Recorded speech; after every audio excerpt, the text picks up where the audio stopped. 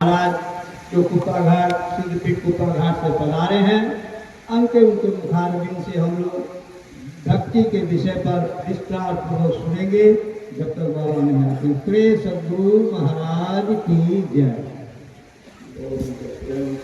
श्री सद्गुरु महाराज की जय।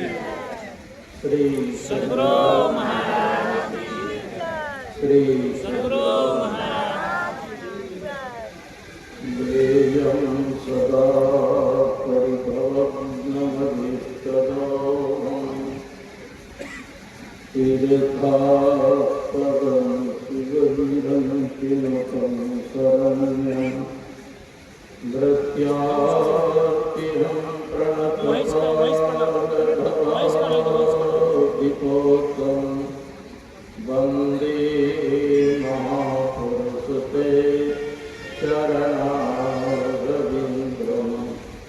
त्यक्त्वा सुदुःख्यसुरेक्षितराजलक्ष्मीं धर्मिष्ठ आर्यवतसायददातरण्यं मायामृगं त्रैतयेक्षितमन्वभावत् वन्दे महापुरुषते चरणारविन्दम्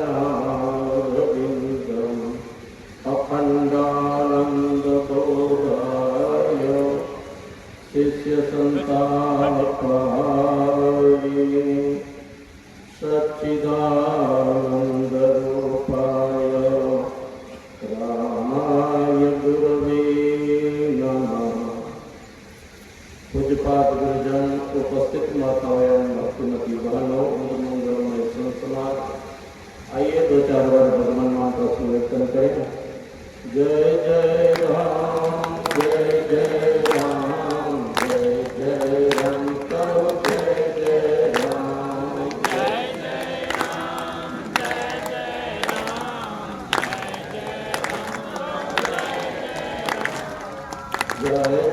राम, जय जय राम, जय जय राम, जय जय राम, जय जय राम, करो जय जय राम,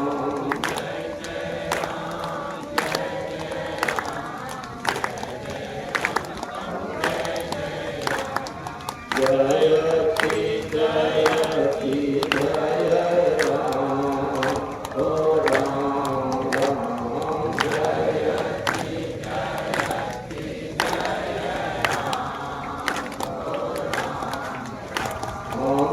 जय राम, जयति जयति जय राम, ओ राम राम,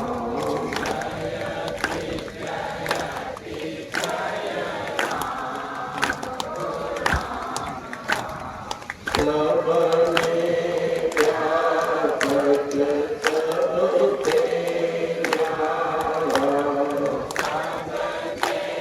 प्यार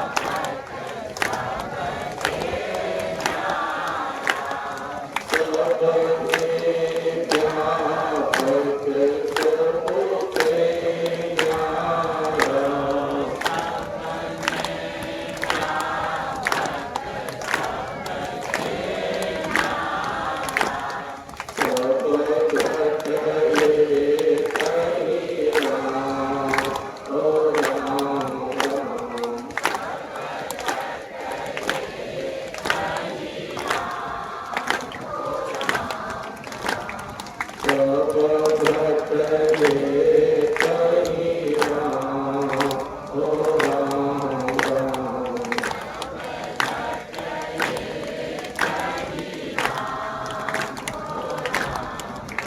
बोलिए प्रेम से श्री सद्गुरु महाराज। गुरु महाराज की असीम कृपा से हम लोग 2 दिवसीय संतमत सत्संग में बैठे हुए हैं। संतमत सत्संग के द्वारा एक ईश्वर भक्ति का प्रचार प्रसार किया जाता है। देखिए, भक्ति किसे कहते हैं? गुरु महाराज बहुत क्या कहते हैं, मुख्य रूप में बताते हैं। मानस जप, मानस ध्यान, दृष्टि साधन और सुरस योग द्वारा सर्वेश्वर की भक्ति करके अंधकार प्रकाश और शब्द तीनों पदों से पार। यही असली भक्ति है। मानस जप, साधक को जप कैसे करना चाहिए? कोई बिरला यही विधि नाम कहे, मंत्र अमोलक। कोई बिरला यही विधि नाम, मंत्र अमोल नाम तो ही अक्षर जो रसना रट लागे रहे।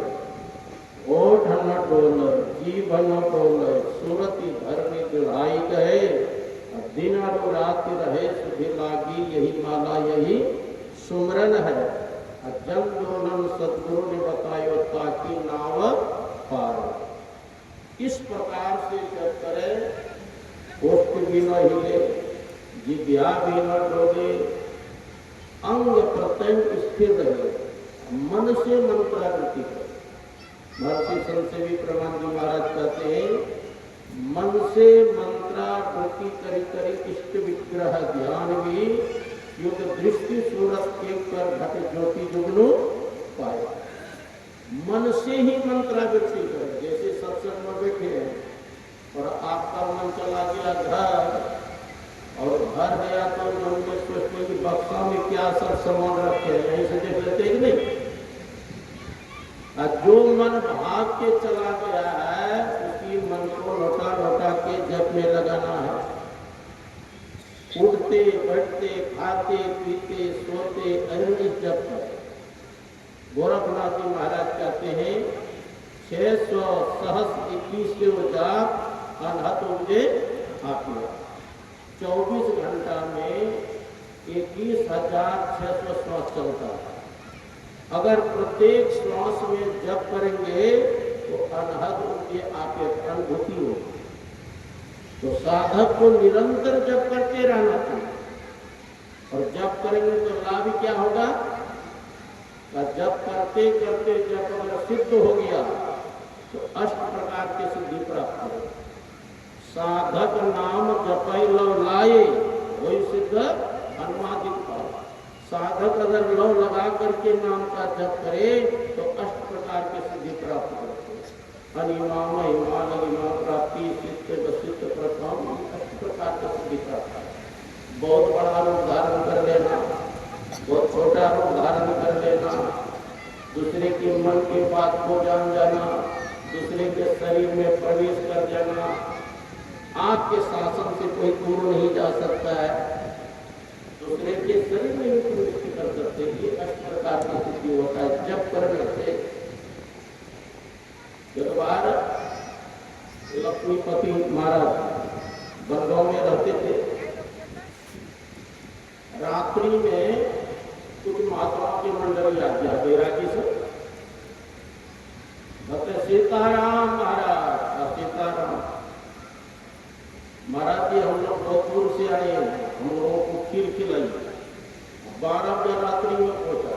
महाराज 12 बजे रात्रि में कहाँ से दूध लाएंगे? महात्मा से होता है लगा देते चिमटा रखा, खिलाइएगा कि देखते ही चिमटा। तो अपने शिष्य से कहे लक्ष्मीपति जी महाराज एक हांडी में पानी चढ़ा दो। एक हांडी में पानी चढ़ा दिया। जब पानी खोलने लगा एक उसमें बालू डाल दिया, 100 बालू डाल दिया।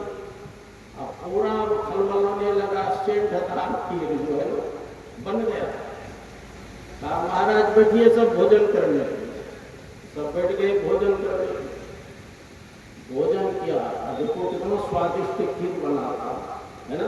दूध नहीं बोलते कि दूध नहीं है, हाँ कितना दूध था, सब व्यवस्था किया, कितना बढ़िया रख के खाया सब महात्मा। हाँ झूठ ऐसा नहीं बोलना आगे से। रात में सोया, प्रातः काल जब गया शौच करने के लिए तो सबके पेट से बालू निकला। अब महाराज जी क्या हो गया? बालू निकला, सबके का खाया बालू तो निकलेगा। अपने रिद्धि सिद्धि से खेत जब मैं ब्राह्मण होता है ना, बच्चा सब जैसी मछली खाने वाला। तो एक बार आया लक्ष्मीपति जी महाराज के पास, महाराज हमको मछली खिलाइए, मछली खिलाइए। बताओ बाबा जी मछली खिलाए? बहुत कम किया, कटहल के पत्ता एक मुट्ठी तोड़ के लाओ, एक मुट्ठी कटहल के पत्ता तोड़ के नाला में डाल दो, नाला में डाल दिया, मछली सब छलवल छलवल करने लगी, सबको पकड़ के ले गया, रात में खाया और सुबह जब प्रातः काल गया डोलडान तो सबको कटहल पत्ता निकल गया। तो महाराज जी कटहल के पत्ता निकला, खाया कटहल का पत्ता क्या? तो रिद्धि सिद्धि से कुछ भी कर सकते हैं। ये हनुमान जी में भी रिद्धि सिद्धि प्राप्त। जब हनुमान जी जा रहे थे सीता जी को ढूंढने के लिए लंकापुरी, तो बीच में सुरसा नाम अहिम की माता, सर्प की माता जो सुरसा थी, वो कहती है आज विधाता ने हमको आहार दिया है, मैं बहुत दिन से भूखी हूं। तो हनुमान जी कहते हैं कि माता जी पहले सीता माँ का पता लगा के आने दो, और तब तुम्हारे मुख में घुस जाऊंगा, खा लेगा। किसी प्रकार जब जाने नहीं दिए तो हनुमान जी ने कहा खा लो। जस जस सुरसा बदन बढ़ावा, तास गुण कपि रूप देखावा। जैसे जैसे सुरसा अपना शरीर बढ़ाती थी, मुख फैलाती थी, हनुमान जी डबल हो जाता। 16 योजन मुक्त भयो, तुरंत पवन सुत 32 भयो। जब 16 योजन का मुख फैलाई सुरसा, तो हनुमान जी 32 योजन के अपने शरीर को कर घुसेगा मुझे। 7 योजन कहीं आनंद किन्ना, अखिल रूप पवन सुत देना। जब सुरसा ने 100 योजन मतलब 400 कोस का मुख फैलाए, तो बताइए पूर्णिया जिला पूरा चला जाएगा। हाँ, तो हनुमान जी छोटा रूप धारण करके उसके मुख में प्रवेश करके निकल गए बाहर। तो अपने रूप को बड़ा बना लेना, छोटा बना लेना, ये अष्ट सिद्धि के अंतर्गत है। यह सिद्धि अंगद जी के भी अंगद, रावण के सभा में अंगद गए और रावण से कहे कि कोई आपके सभा में ऐसा वीर है कि मेरा चरण भी कसका सके? अगर हम मेरा चरण हिला देंगे तो भगवान श्री राम युद्ध नहीं करेंगे, सीता जी को छोड़ के चले जाएंगे। ये कितनी बड़ी प्रतिज्ञा क्या है। हाँ, तो रावण ने कहा इस बंदर को पछाड़ो। बहुत गया राक्षस, लेकिन टसमस कर गया, हिला नहीं सका। तो अंतिम में रावण गया पछाड़ने के लिए। तो जैसे रावण अंगद का पैर छूने लगे, तो अंगद ने पैर हटा दिया। देखो मेरा चरण पकड़ने से तुम्हारा उद्धार होने वाला नहीं है, अगर चरण ही पकड़ना है भगवान श्री राम का पकड़ो तो उद्धार हो जाएगा। तो अंगद ने भी कहा अपने रूप को भारी कर देना, वजनदार बना लेना। ये सिद्धि गुरु महाराज के भी अंदर, गुरु महाराज के कार्यक्रम हुए थे, यही मामला है ना बंगाल में। तीसरे मंजिल पर सत्संग का कार्यक्रम रखा था। अब गुरु महाराज जर्जर वृद्धावस्था में और तीसरे मंजिल पर ले जाना है। पूज्य भगीरथ बाबा गुरु महाराज से प्रार्थना करते हैं मने मन, हजूर आपको तीसरे मंजिल पर ले जाना है, थोड़ा शरीर को हल्का कर दीजिए, है ना। गुरु महाराज 6 महीना बालक के समान हल्के हो गए और आसानी से पुजवा ले गए तीसरे मंजिल। और फिर ऊपर में सत्संग हुआ, सत्संग के कार्यक्रम समाप्त हुई, तो फिर ऊपर से नीचे लाना है कि नहीं। तो गुरु महाराज को गोद में लेकर कहते हजूर जैसे पहले हल्के हो गए थे फिर हल्के हो गए। अब गुरु महाराज बिल्कुल हल्के हो गए, नीचे गए। तो अपने रूप को हल्का कर लेना, वजनदार बना लेना, ये अठ सिद्धि के अंदर आते हैं। प्रमोद बाबा कहते थे कि राम लगन बाबा गुरु महाराज की सेवा में रहते थे। एक दिन किसी काम से पुजुबा गए थे दूसरी जगह, तो राम लगन कहता है प्रमोद गुरु महाराज को उठा करके घर ले चलो। ठीक है विमन को उठा करके ले गए, देखा शरीर में एकदम हल्का है गुरु महाराज। कहते दूसरे दिन जब आया होगा तो कहते प्रमोद गुरु महाराज के अंदर ले जाओगे? हाँ हम ले जाएंगे। तो थोड़ा अहंकार हो गया अंदर में। अब जैसे गुरु महाराज को आए, इतना वजन बढ़ गए, गुरु महाराज को लगा था हमारा छाती फट जाएगा, अब गिर जाएंगे गुरु महाराज, है ना। तब प्रमोद के मन में अरे अहंकार हो गया, हे गुरु महाराज अगर गिर जाएंगे तो हमको सब डांटेंगे, हल्का हो जाए तो फिर हल्का हो जाए गुरु महाराज। तो अपने रूप को, अपने शरीर को हल्का बना लेना, है ना, वजन बना लेना, ये अष्ट सिद्धि के अंतर्गत है। गुरु महाराज के पास आते थे, क्या क्या विचार लेकर के गुरु महाराज के पास। गुरु महाराज के अगर सबकी मन की बात बताने लगो तो मुंह देखने नहीं आएगा, क्या क्या संकल्प विकल्प निकलता। एक प्रोफेसर साहब के मित्र, उन्होंने 7 प्रश्न लिख दिए। कहा अगर महर्षि में प्रमाण जी महाराज मेरे 7 प्रश्न का उत्तर देंगे तब मैं मानूंगा कि पहुंचे हुए संत, नहीं तो साधक समझेंगे है। चलिए गुरु महाराज के पास गए, वो प्रश्न किए नहीं, बैठे हैं बातचीत के क्रम में ही एक एक करके 7 प्रश्न का उत्तर दे, है ना।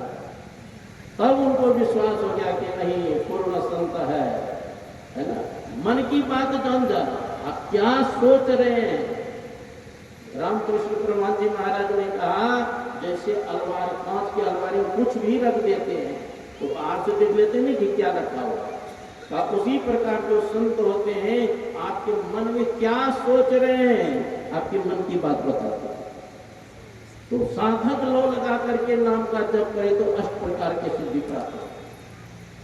गुरु महाराज के प्रवचन में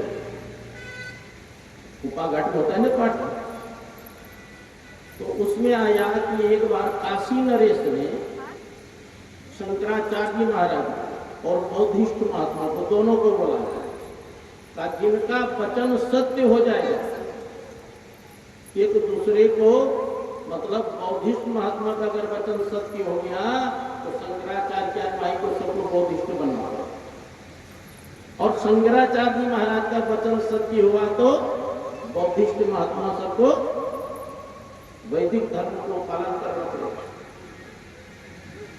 एक अखाड़ा में, कलसी में एक सर्प को रखा राजा ने और ढक्कन से ढक दिया। पहले बौद्धिष्ट महात्मा से पूछे कि इसमें क्या है, क्या पूछे रखिए। तो बौद्धिष्ट महात्मा कहते हैं कि इसमें सर्प रखा हुआ, वो भी ध्यान करते थे, ध्यान के द्वारा जान गए कि इसमें सर्प है। अब तो एक ही तरफ से नहीं पूछा है अभी, तो शंकराचार्य महाराज से पूछा गया कि इसमें क्या है घड़े में, का सर्प है लेकिन इसमें सोना का सर्प है।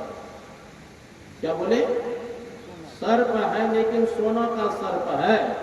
जब ढक्कन खोला गया तो उसमें से सोना का सर्प निकला। तो गुरु महाराज के प्रवचन में है जो साधना करके निरंजन ब्रह्म को प्राप्त कर लेता है, उनके मुखार बिंदु से जो भी वचन निकलेगा वही सत्य हो जाएगा। रखा गया था सर, निकला क्या, सोना का सर।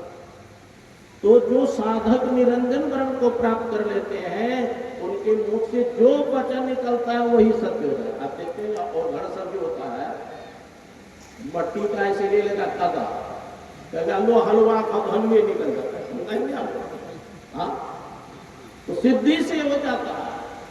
कहते साधक नाम जपै लाए वो सिद्धांतवादी 8 प्रकार के सिद्धि को प्राप्त करते हैं। इसलिए साधक को निरंतर जप करते रहना। एक पूर्णिया जिला पढ़ारा को भी जानते, राजा बाबू का भाई है सिलेंडर साहब, वो डॉक्टर है, बक्का में रहते हैं, उनके ससुर विधायक भी है, वो घर बनाया है तो मंदिर का। एक बार कुपा घाट है, गुरु से स्वामी भगीरथ जी महाराज को प्रणाम किए, अपना मायूस था, दुखी था। तो कुछ बाबा पूछते डॉक्टर साहब क्या बात है, बड़ा आज दुखित है। कहते हैं बाबा हमको मरने का डर बहुत लगता है। मरने का डर तो सबको लगता है। बाबा कहते हाथ सीधा कीजिए, सीधा किया। अब देखिए हस्त रेखा आपका बिल्कुल कटा हुआ, हो सकते हैं गाड़ी से टकरा के आपकी मृत्यु हो जाए, इसलिए डर लग रहा है। बेचारा पहले से तो डरा हुआ था ही, अब बाबा बोले तो और डर घुस गया, है ना। तो बाबा कहते हैं एक काम कीजिए, आप डॉक्टरी करते हैं ना, तब गरीब से फीस मत लीजिए, हो सके दवाई भी मुफ्त में दे दीजिए। मन से, वचन से, कर्म से आप किसी के प्रति बुरा मत सोचिए। और प्रातः काल, सायंकाल स्नान करके निरंतर जप ध्यान करते रहे। मरता क्या नहीं करता, जैसे बाबा कहे वैसे करने लगे। 6 महीना के बाद जब आए तो आपकी बार हंसते हुए आए डॉक्टर, है ना, बड़ा मुस्कुराते हुए। तो बाबा कहते क्या बात है डॉक्टर साहब, बड़ा आज प्रसन्न है। कहते बाबा वो हंस देखा जो कट गया था वो टूट गया।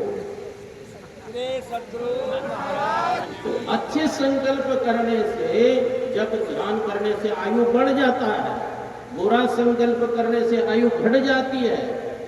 इसलिए शास्त्र में आया ध्यानम अध्ययनम दानम सत्यम सत्यम आर्जवम क्षमा शौचम आहारतः शुद्धि इंद्रियाणाम तो संयमः एतद् वर्धते तेजः पापमानम उपन्ति च सिद्ध्यन्ति चास्य संकल्पा विज्ञानम च प्रवर्तते। क्या कहते हैं? ध्यान करने से। अभी जो हम लोग बैठते हैं, ध्यान करने बैठते हैं, अभी अभ्यास कर रहे हैं, ध्यानाभ्यास करो सद ही चातक दृष्टि बना। ध्यान किसको करते हैं? न ध्यानम ध्यान मिथ्याहुर ध्यानम शून्यगतम मनः तस्य ध्यान प्रसादेन सौख्यम मोक्षम न संशय। ध्यान को ध्यान नहीं कहते हैं, शून्यगत मन को ही ध्यान कहते हैं। उन्हीं के प्रसाद से सुख और शांति की उपलब्धि होती है। ध्यानम अध्ययन, साथ साथ अध्ययन भी करना चाहिए। भगवान बुद्ध ने कहा ज्ञान बिना ध्यान नहीं, ध्यान बिना ज्ञान नहीं। जो ज्ञान और ध्यान दोनों रखते हुए निर्वाण के समीप है, वही मोक्ष को प्राप्त कर सकते। तो साथ साथ अध्ययन करना चाहिए। जब मैं बनारस में पढ़ता था, जब पढ़ते पढ़ते मन एकाग्र हो जाता था तो ध्यान करने में भी मन लगता था। जब ध्यान करेंगे, एकाग्र मन होगा तो कुछ याद करेंगे, झट याद होगा, है ना। अब मन चंचल है, दिन भर लगड़ते रहिए, याद होगा ही, कुछ पल्ला नहीं पड़ेगा। अब मन एकाग्र रहेगा, सुनता हुआ रहेगा, तो कुछ भी याद करेंगे, तुरंत याद होगा। तो कहा ध्यान कीजिए, साथ साथ अध्ययन। दानम, दान भी करना चाहिए मनुष्य को, क्योंकि धन की 3 ही गति है, या तो दान करो, या उपभोग करो, या तो अंत में तो नष्ट होगा ही। ध्यानम अध्ययनम दानम सत्यम, और मनुष्य को सत्य बोलना चाहिए। जैसा कहते हैं वैसा ही करना चाहिए। सत्यम आर्जवम क्षमा, आर्जव कहते हैं सरलता को। मनुष्य को, साधक को सरल होना चाहिए, निष्कपट होना चाहिए, है ना। हिरी मना लज्जावान होना चाहिए मनुष्य को। निर्लज बन के संसार में नहीं रहना चाहिए। तो ध्यानम अध्ययनम दानम सत्यम हीर आर्जवम क्षमा। कोई अपराधी व्यक्ति आपके चरण में आ जाए, आपके शरण में आ जाए, तो उसको क्षमा कर दो। शौचम आहार का शुद्धि, और बाहर भीतर से पवित्र रहना चाहिए। हम देखते हैं जो संत महात्मा के संग नहीं किए, जिस बिछावन पर सो रहे हैं उसी में थाली रखकर भोजन कर रहा है। पूरा आपके बिछावन जुटा हो गया, उस पर बैठेंगे, ध्यान करने, ध्यान मन लगेगा? हाँ, इसलिए बिछावन पर नहीं, कोई पीढ़ा लेकर के बैठो या टूल लेकर बैठ के भोजन करना चाहिए। लघु शंका करने जाते हैं तो पानी लेके जाना चाहिए, पवित्रता रहना चाहिए। जिस हाथ से पंछू करते हैं, कम से कम 2-3 बार मिट्टी से, साबुन से मटिया लेना। मैंने कितने देखा कि शौचालय गए और उसी हाथ से धोती पहन लिया, तब गया मट्टी से मटिया लेना। तो आपका शरीर तो पवित्र हो गया, ध्यान लगेगा। शुद्ध होना चाहिए, पवित्र होना चाहिए। शौचम आहार का शुद्धि, और आहार मतलब भोजन शुद्ध करना चाहिए। मांस, मछली, दारू, शराब, अंडा, गंडा, नशों का सेवन नहीं करना। शौचम आहार शुद्धि, इंद्रियाणाम तो संयम, इंद्रियों का संयम करना चाहिए। आंख का संयम करें, कान का संयम करें, नाक का संयम करें, मुख का संयम करें, हाथ का संयम करें। अगर ऐसा आप करते हैं तब क्या होगा? एतर विवर्धते तेज, आपका तेज शरीर का बढ़ेगा। पाप मानव पंथी चो, आपका पाप नष्ट होने लगेगा। सिद्ध्यंती चास्य संकल्पा, और आपका संकल्प सिद्ध होने लगेगा। देखिए, एकाग्र मन से ध्यान जब करते रहिए और मन में सोचेंगे आज रसगुल्ला मिल जाता, कहां से आ जाएगा रसगुल्ला आपको भी पता नहीं। एकाग्र मन हो गया, खाली संकल्प करने से आपके आ जाएगा। सिद्ध्यंती चास्य संकल्पा विज्ञानम च प्रवर्तते, आपका अनुभव ज्ञान, आत्मज्ञान बढ़ने लगेगा। ये है शक्ति ध्यान। अभी तो हम लोग क्या करते हैं, फुर्सत ही नहीं मिलता है ध्यान करने। देखिए, द्वापर युग में दिन भर युद्ध करते थे, रात में बैठ करके ध्यान करते। एक बार दुर्योधन ने भीष्म पितामह से कहा, दादाजी आप युद्ध करते हैं लेकिन मन से युद्ध नहीं करते। भीष्म पितामह ने कहा, अरे दुर्योधन, रोज 10,000 महारथी को मारता हूं, अब तब मैं रथ को पीछे करता। दुर्योधन ने कहा, दादाजी और को मारने से क्या लाभ, खाली 5 पांडव को समाप्त कर दीजिए, वही हमारा कंटक है। तो भीष्म पितामह आवेश में आके कहा, ठीक है, कल मैं 5 पांडव को समाप्त कर दूंगा। अब तो कौरव दल में खुशी छा गई, अब पांडव के दल में विषाद की बात जब भगवान कृष्ण को पता चला तो भगवान कृष्ण गए अर्जुन के पास। अर्जुन तो सोया है, भीष्म पितामह ने प्रतिज्ञा किया है कल 5 पांडव को समाप्त कर देंगे। अर्जुन कहते हैं, मैं दिन भर युद्ध किया, शरीर थका हुआ, अब क्या करना है नहीं करना है, मैं अपने जीवन का बागडोर आपके हाथ में सौंप दिया, हमको आराम करने दीजिए। भगवान कृष्ण वहां से चले द्रौपदी के पास। द्रौपदी सुना है, भीष्म पितामह ने प्रतिज्ञा किया है कल 5 पति को मारना है, क्या तू जीना चाहती है? क्या जब पति ही नहीं रहे तो मैं जीकर क्या करूं? आप चिता रख दीजिए, उसी में जल के मैं भस्म हो जाऊं।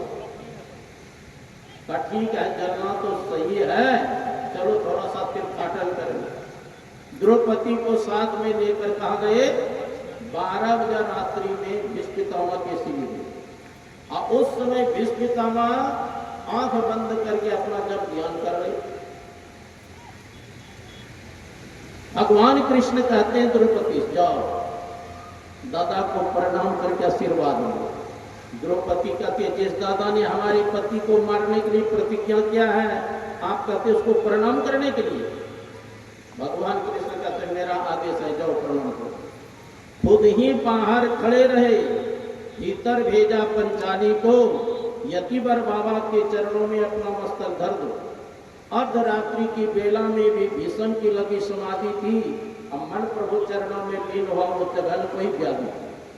कृष्णा ने जाकर चरणों पर सिर रखा, बाबा भीष्म एकदम चौंके, देखा एक सधवा नारी है, चरणों पर शीश झुकाती है, उसकी तन की रंगी साड़ी सद्भावपन का दर्शाती है। आशीर्वाद मुख से निकला, सौभाग्यवती भव हो बेटी, तेरे हाथों से मेहंदी का रंग न छूटे बेटी, सौभाग्य तुम्हारा अचल हो, सिंदूर से मांग न खाली हो, वर देता हूं मैं यह बेटी तू वीर कुमारी वाली। कृष्णा ने सुनकर तुरंत कहा, बाबा यह क्या बतलाते हो?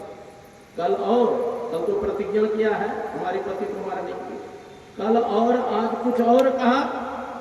तुम सत्यवर्ती कहलाते हो, मेरे 5 पतियों में से यदि एक भी मारा जाएगा, आशीर्वाद बाबा क्या तेरा झूठ नहीं कहलाएगा? हाथों का मेहंदी रहने दो, साड़ी का रंग उड़ावो ना, और सिंदूर जो मेरी मां का है पांव से उसे मिटाओ। अब आया हौस पितामह को, हाथों से माला छूट गई, अब प्रभु चरणों में लगी हुई चित्त चोर समाधि टूटी। बोले बेटी इन प्रश्नों का उत्तर मैं पीछे ही दे पाऊंगा, तेरे सौभाग्य का निर्णय भी मैं पीछे ही कर पाऊंगा। एक बात खटकती है दिल में, हैरान हो जिसने कर डाला, बतला बेटी वह कहां छुपा है जगत तुझे लाने वाला? बूढ़ा होने को आया है पर अभी नहीं गई चोरी। अरे बचपन में तो कपड़ा मिश्री माखन चुराता ही था, अब बुढ़ापा पे तो छोड़ दे। बूढ़ा होने को आया है पर अभी नहीं गई चोरी, नित नई नीतियां चलती है, तुमसे चोरी मुझसे चोरी। पुत्री तूने मेरे कुल को इतना पवित्र कर डाला, पहरा तेरा देता होगा जो विश्व रचाने वाला। उठकर देखा बाबा ने, जोहड़ी का दृश्य निराला है, अब पीताम्बर का घूंघट डाले खड़ा हो मौसरी वाला है।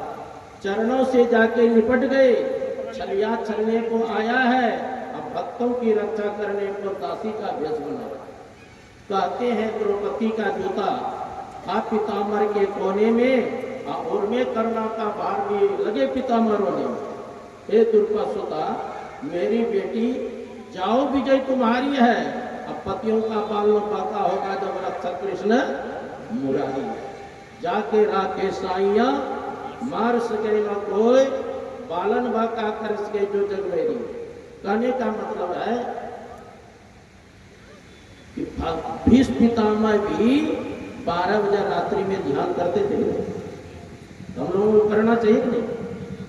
यही कटिहार में ग्रामीण टोला में गुरु महाराज गए थे और सत्संग प्रवचन के क्रम में कहने की कृपा की गुरु महाराज, जो अपने अंदर में ब्रह्म प्रकाश को देखना चाहते हैं, ब्रह्मनाद को सुनना चाहते हैं, तो रात में बैठ करके ध्यान करें।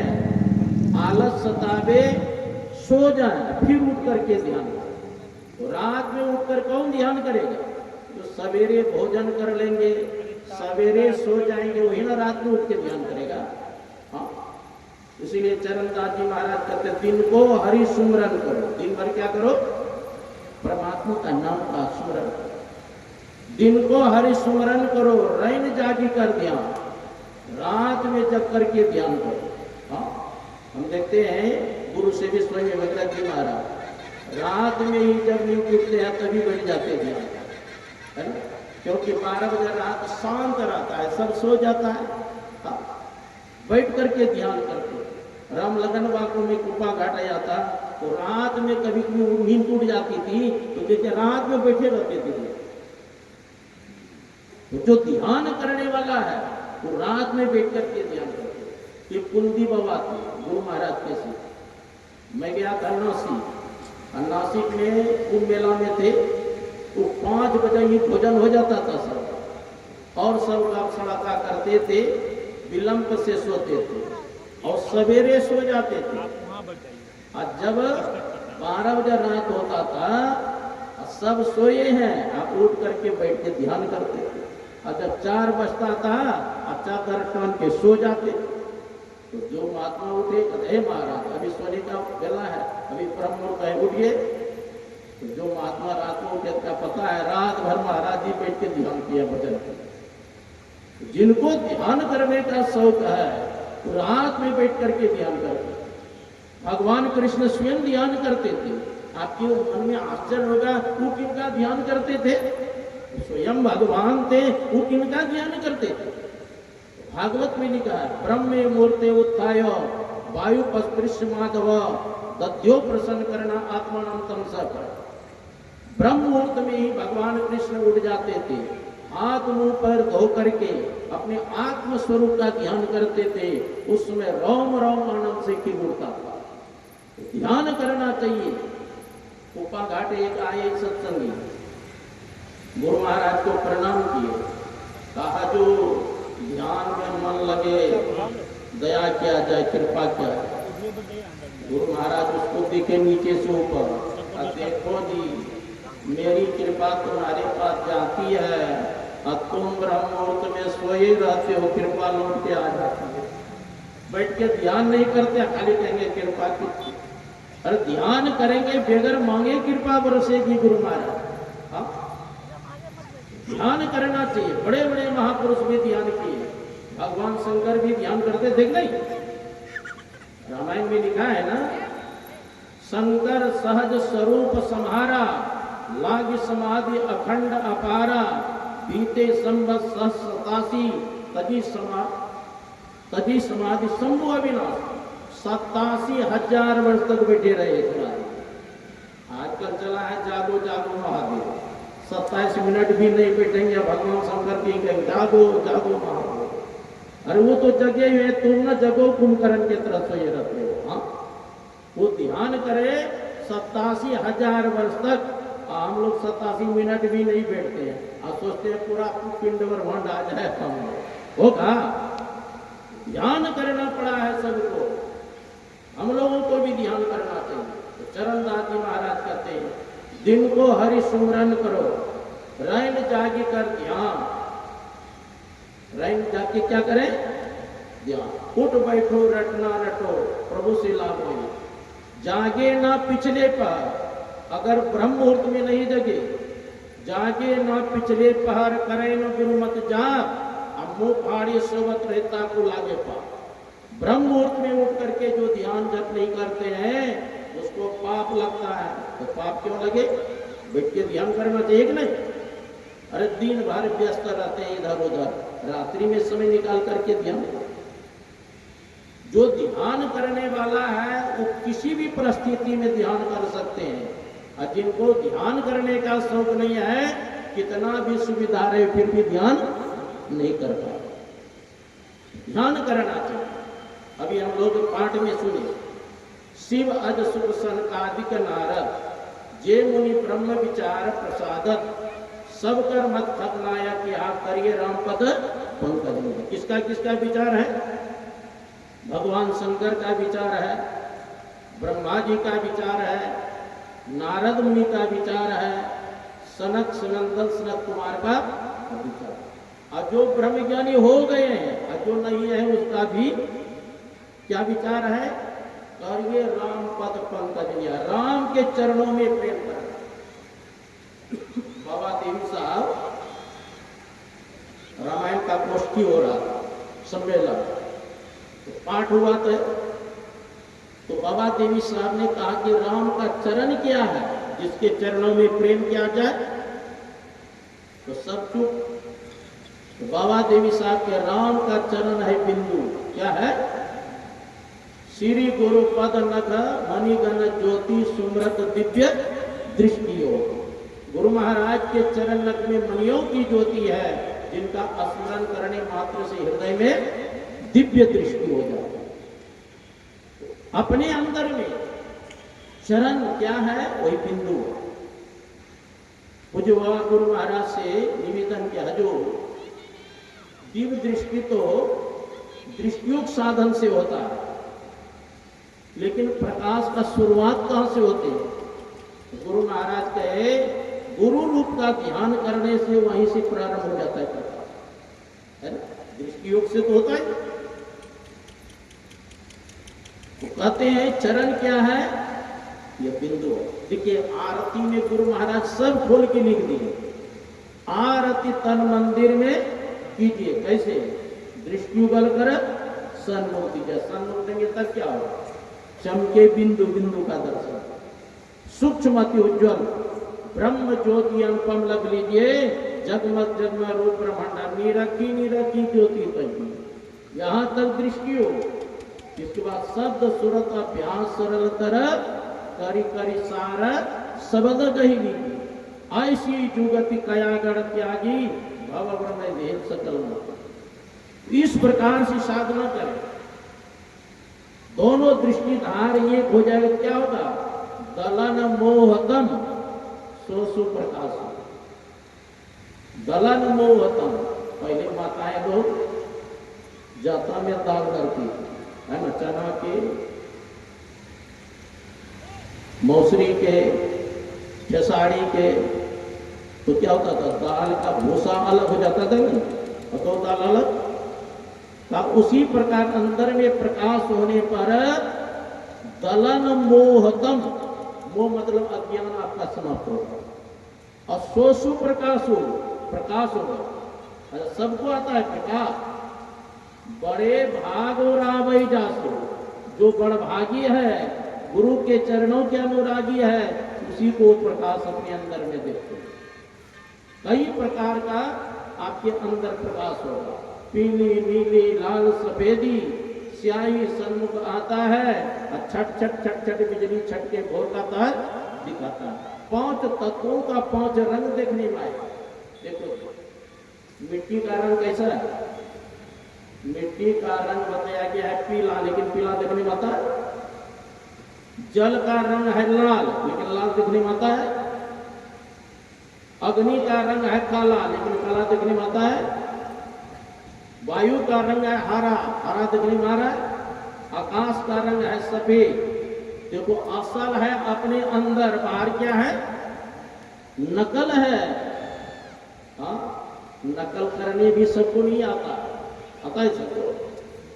मैं जब बनारस में पढ़ रहा था, जिस गुरु जी से विद्यार्थी पढ़ता था, है ना, उसका विद्यार्थी क्या चीट करके लिखता था, चीट, है ना।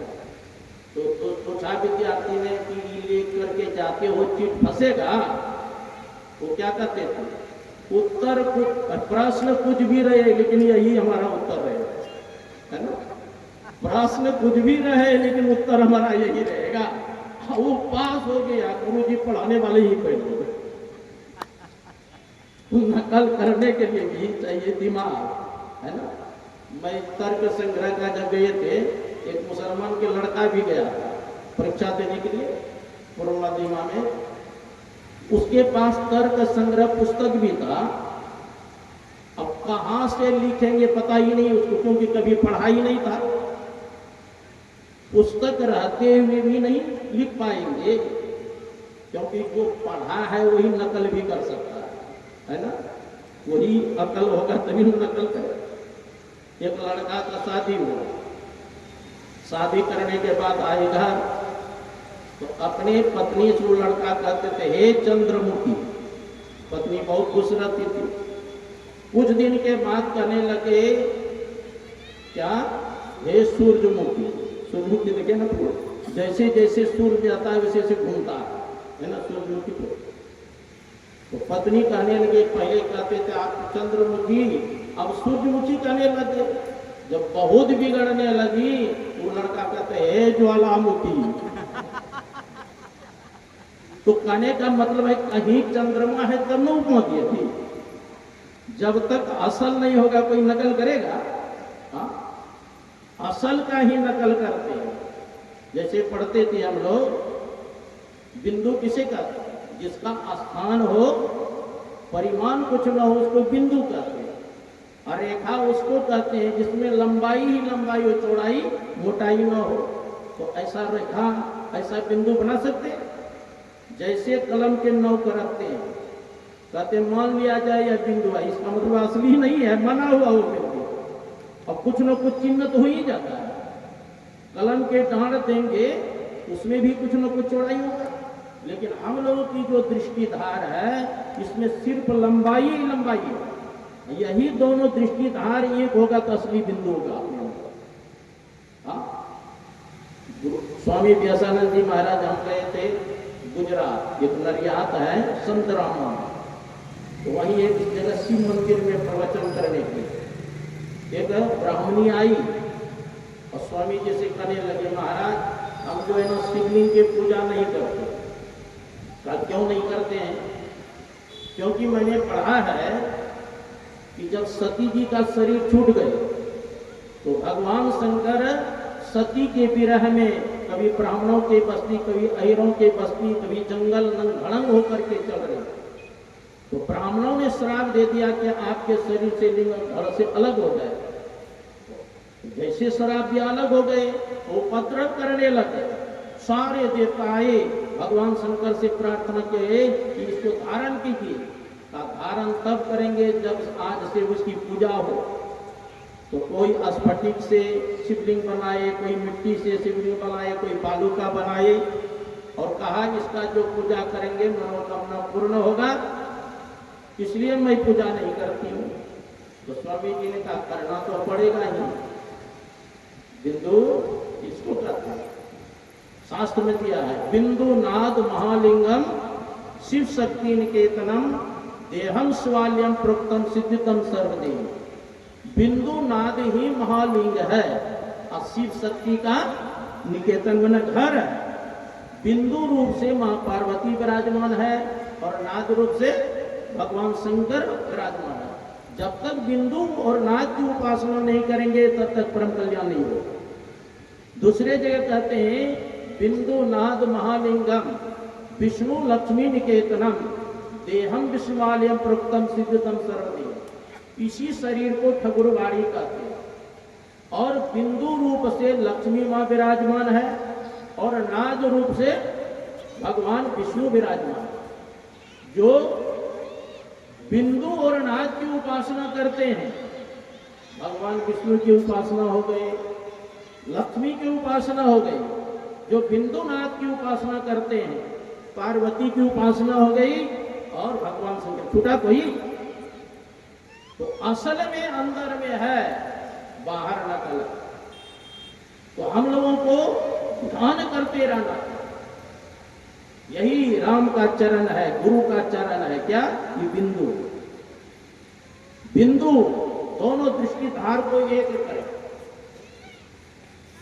प्रातः काल कुछ वासना रहती, तकी नाम करके मुसलमान तुलसी साहब के शिष्य हथरस में रहते थे ना, मैं गया हूं, तो उसको कहते हैं अरे एक तकी तकते रहो। मुर्शद ने ये पंजा दिया, मुर्शद मतलब गुरु, अब पंजाब ने जो भजन भेज दिया, एक तकी तकते रहो, मुर्शद ने ये पंजा दिया, बेहोश हो मत छोड़ियो कर चाहे तो जलवा दो।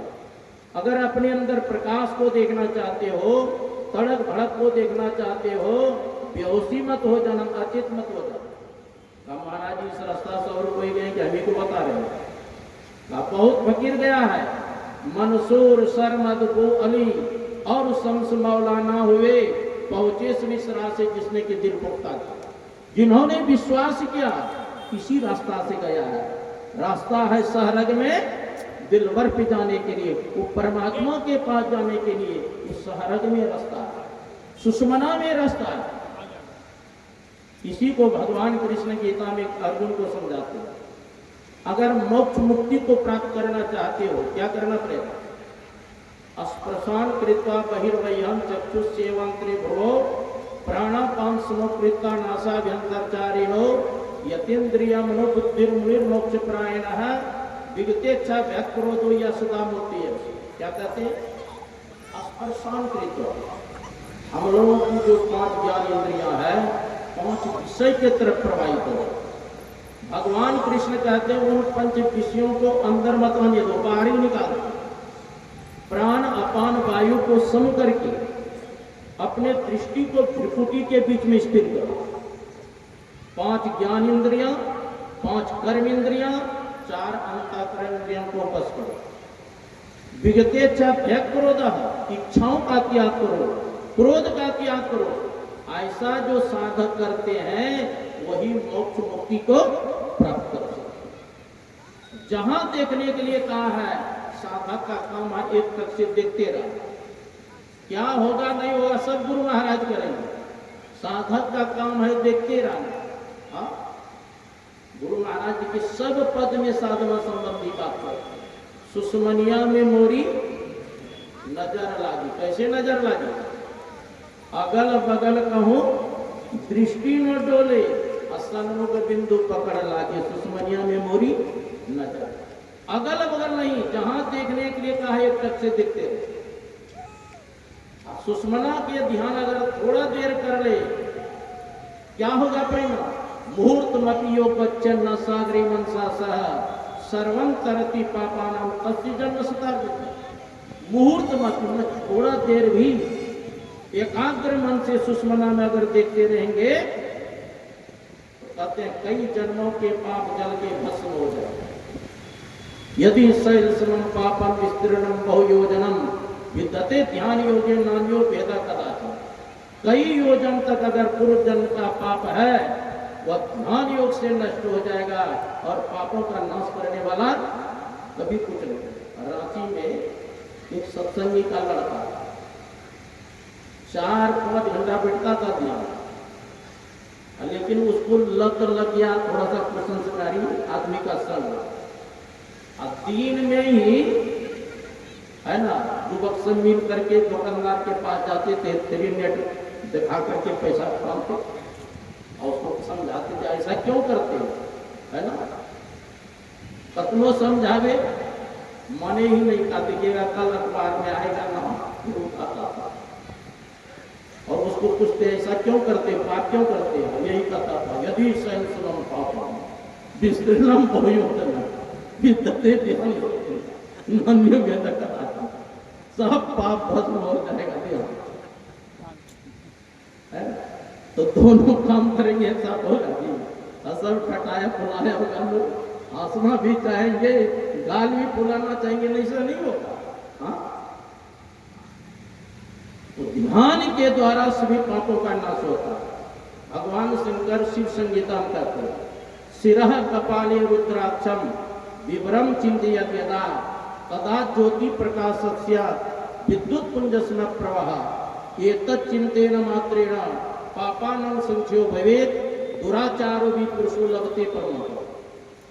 सिरा, सिर कहते हैं मस्तक, जिसको हम लोग कपाल कहते हैं, संस्कृत में उसी को कपाल कहते हैं। रुद्र कहते हैं भगवान शंकर को, अक्ष बना होता है आंख, कहते दोनों आंख के मध्य में भी वह है रास्ता है। यद यदा बार बार उस अज्ञा कमल का जो ध्यान करेंगे क्या होगा, विद्युत पुंज समप्रवाह, बिजली के समूह के समान साधक प्रकाश को देखता। एतत् चिंतेन मात्रेण पापानां संचो भवेत्, कहते इनका चिंतन मात्र से सारे पाप नष्ट हो जाए। दुराचारो भी पुरुषो लभते परमं पदम, अगर दुराचारी भी व्यक्ति इस अज्ञा कमल का ध्यान करे तो कहते वो परम पद के अधिकारी होगा। वाल्मीकि जी महाराज कितने की हत्या किया था, 80 मन जनेऊ इकट्ठा किया था ना। नारद जी ने पूछा कि जो पाप कर्म करते हो इन पाप कर्मों का फल कौन भोगेगा, तो हमारे माता जी, हमारे पिताजी, हमारी पत्नी, हमारे बच्चे सब मिलके खाते, सब भोगेंगे।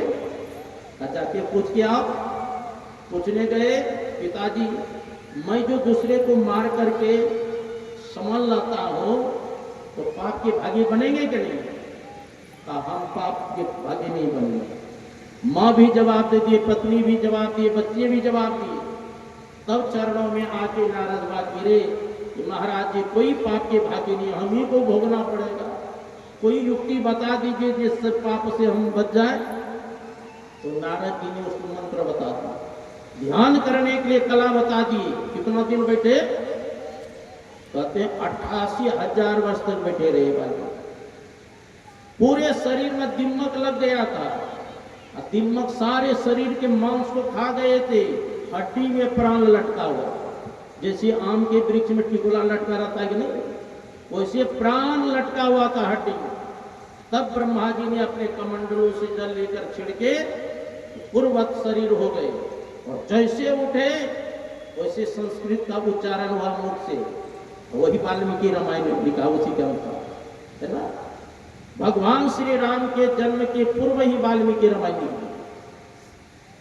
ये जो आत्मज्ञानी होते हैं, भूत भविष्य वर्तमान तीनों काल के ज्ञाता हो दिया है। नादे मनोलयम ब्रह्मन दूर सर्वन कारणम बिंदु मनोलयम कृपा दूरदर्शन समापना। जो अपने मन को बिंदु में प्रतिष्ठित कर लेते हैं वह दूर के दृश्य को देख सकते हैं। जो अपने मन को नाद में लीन कर लेता है वह दूर के शब्द को भी सुन सकता है। गुरु महाराज से किसी ने प्रार्थना किया, जो अभी हम लोग सत्संग कराते हैं 2-4-500 आदमी के लिए लाउड स्पीकर लगाना पड़ता है, लेकिन सुखदेव जी महाराज जिस समय भागवत कथा कहते थे उसमें कहते 88,000 ऋषि महर्षि आए थे। तो उस समय तो लाउड स्पीकर का आविष्कार नहीं हुआ था, तो कैसे सुनते थे वो सब। गुरु महाराज सुनो थी, उस समय ऋषि महर्षि शब्दाभ्यासी होते थे, जहां का शब्द सुनना चाहते थे वो सुन लेते बैठे बैठे। जैसे पहले आप लोगों के पास रेडियो था ना, रेडियो चाबी घुमा देते थे, दिल्ली का समाचार सुनते थे ना, कलकत्ता का समाचार सुना वहां चाबी घुमाया वहां का सुन लेते। उसी प्रकार बैठे बैठे जो शब्द अभ्यासियां हैं बैठे बैठे सुन लेता है। कहाँ जहां का शब्द सुनना चाहिए वो पशु पक्षी सबके बात को सुन लेता है, शब्द अभ्यास की बात। अब देखो धृतराष्ट्र को कौन समाचार सुना था? संजय क्या युद्ध मैदान में गया था? वेद व्यास जी महाराज ने उसको दिव्य दृष्टि प्रदान किया, महाभारत के समाचार सुनाते थे संजय। अब भगवान कृष्ण ने अर्जुन को विराट रूप का दर्शन कराया, लेकिन इन आंख से देख पा रहे थे? कहा इन चर्म दृष्टि तुम नहीं देख सकते अर्जुन, मैं दिव्य दृष्टि प्रदान करता हूं। तब दिव्य दृष्टि के द्वारा वो विराट रूप का दर्शन करते। जो अपने अंदर में प्रकाश को देख लेंगे तब क्या होगा? ओ गराही विमल विलोचन ही के मिटही दोष दुख भवरजनी के सुजहि रामचरित मणि मानिक गुपुत प्रकट जहां जो देखा जथा स्वंजन आंगित्रिग साधक सिद्ध सुजान कौतुक दे कही शैल बनो भूतल भूरी निदान। पृथ्वी के अंदर क्या है, पहाड़ के अंदर क्या है, समुद्र के अंदर क्या है, वो बैठे बैठे देख ले। जब महाभारत समाप्त हो युधिष्ठिर जी महाराज बहुत रोते थे कि थोड़ा सा जिंदगी के लिए मैंने अपने चाचा को मरवा दिया, भतीजा को मरवा दिया, अपने सगे संबंधी को मरवा दिया, पता नहीं किस नरक में हमको जाना पड़ेगा। भगवान कृष्ण ने कहा क्षत्रिय के लिए युद्ध करना कोई पाप नहीं है, तुमसे कोई पाप नहीं बना है, लेकिन संतुष्टि नहीं। वेद व्यास जी महाराज ने कहा तुम कहते कि मेरे से बहुत बड़ा पाप हो गया, बहुत बड़ा पाप, एक काम करो यज्ञ करो, सारे पाप नष्ट हो जाएगा यज्ञ द्वारा। यज्ञ कहां से करेंगे? हम लोग 12 वर्ष रहे वनवास में, 1 वर्ष रहे अज्ञातवास में, दुर्योधन ने सारे खजाना खाली कर और थोड़ा बहुत जो कुछ भी बचा महाभारत में स्वाहा हो गया। अब मेरे पास कहाँ है संपत्ति जो यज्ञ करो? वेद व्यास जी ने कहा सुनो, एक मरुद राजा हुआ, उन्होंने यज्ञ क्या था, सब सोना का पात्र, ब्राह्मणों को बहुत दान दिया सोना का, उठा नहीं पाया ब्राह्मण तो सब सोना वहीं छोड़ के चला जाता। तो राजा ने सब सोना के पात्र पहाड़ के नीचे गड़वा दिया। कहा हमको क्या पता कहां गड़वा के रखते हैं, कहा चलो मैं रास्ता बताता हूं। वेद व्यास जी महाराज ने रास्ता बताए, युधिष्ठिर जी महाराज गए वहां और कोदाली से उसको तोड़ के निकाला गया। वो जो सोना का पात्र था युधिष्ठिर जी महाराज के लिए अव्यक्त था, लेकिन वेद व्यास जी के लिए व्यक्त था। जिसको दिव्य दृष्टि हो जाती है कहां क्या रखा है सब देख लेंगे। गुरु महाराज के सेवा में रहते थे महर्षि संसरी प्रमाण जी महाराज। गुरु महाराज को प्रणाम करके कहे हजूर आज मैं जा रहा हूं मनिहारी, कल काम होगा परसों फिर वापस आ जाना, किसी काम के लिए गए। तो जिस दिन गए संजोग से उसी दिन काम हो गया, तो दूसरे दिन आपस आने लगे क्योंकि जाएंगे तो वहां गुरु महाराज की सेवा करेंगे। अब पहले जानते हैं बरारी घाट में स्टीमर चलता था, जहाज पानी वाला, और उसी पर चढ़ के जा रहे थे। देखते हैं कि आश्रम की गाड़ी जो है वो बरारी घाट में लगा हुआ। तो उनके सेवक थे पहले झारीलाल, नेपाल के थे, अभी भी झारीलाल हुआ है। तो उनसे कहते हैं लगता है आश्रम की गाड़ी है, नहीं है तो आप तो बोले थे आज जा रहे हैं, कल कम होगा परसों आएंगे, लेकिन बिफोर हम लोग जा रहे हैं। तो आश्रम की गाड़ी क्यों, लाल गाड़ी और किसी को हो सकती है? चुप रहे। जैसे घाट पर लगी स्टीमर तो देखते हैं संपादक बाबा जिसका नाम अच्युतानंद बाबा थे, है ना, पोस्टमास्टर साहब, हरी ड्राइवर का आप लोग कहाँ आए हैं? तो गुरु महाराज भेजे कि संजीवी जी इसी स्टीमर से आ रहे हैं, जाओ गाड़ी में। के पदार्पण हो रहे हैं।